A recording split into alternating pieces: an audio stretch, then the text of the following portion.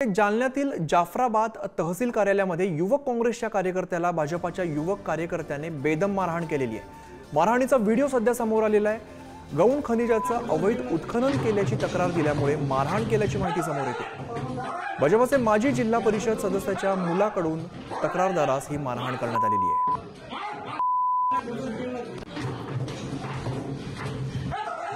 जालन्यामधले आपण दृश्य पाहतो। जालन्याच्या जाफराबाद तहसील कार्यालयामध्ये युवक काँग्रेसच्या कार्यकर्त्याला भाजपाच्या युवक कार्यकर्त्याने बेदम मारहाण केल्याचं बघायला मिळत आहे। मारहाणीचा व्हिडिओ सध्या समोर आलेला आहे। गौण खनिजाचं अवैध उत्खनन केल्याची तक्रार दिल्यामुळे मारहाण केल्याची माहिती आहे।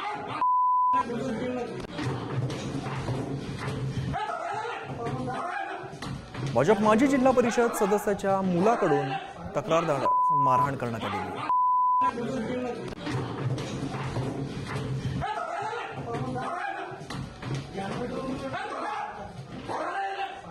Thank you.